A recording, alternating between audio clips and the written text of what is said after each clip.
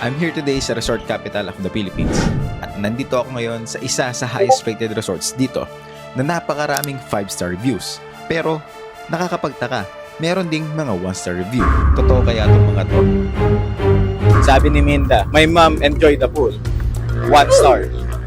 Hindi ko alam kung bakit 1 star yung binigay niya. Dahil na-enjoy naman daw. Sabi naman ni Richard, the bathroom and showroom were disgusting. And there was a strong smell, strong stench coming from men's shower room.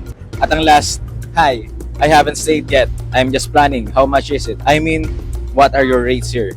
2 stars. Hindi ko alam kung bakit 2 stars yung binigay niya, hindi pa naman siya nakakapag-stay. Kaya naman pumunta kagad ako sa restaurant na nasa harapan nito para alamin kung paano ba ang papunta dito.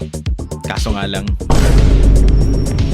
parang medyo sketchy yung papunta. Kakanood ko ng horror to eh.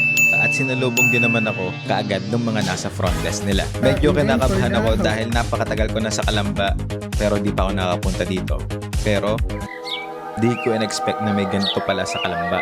At mukha namang ka-enjoy ang pool. Pero mamaya na natin to i-rate pagka nakaligo na tayo. So far naman pagpasok natin, wala ako na amoy. At ito na yung shower room. Malinis naman. Wala rin akong naamoy na something stenchy according dun sa 1-star review. Busted na kagad yung 1-star review na yun. At kung makikita nyo, ang ganda, overhead shower. Yan tayo mamaya. At din yung tiles, ayan, marble.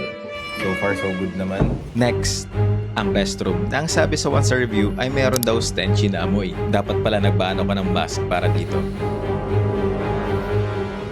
So far wala naman. Mabango. At katulad din ng shower room kanina. Marble din. At syempre yung pinakamahalaga na hinahanap natin sa lahat ng CR na pupuntahan natin, bidet. Magana. So busted ulit yung review na to. Kaya naman lumusong na kagad ako dito sa pool na kung saan ay hot water ang lumalabas at meron ding waterfalls na non-stop. Kaya naman busted.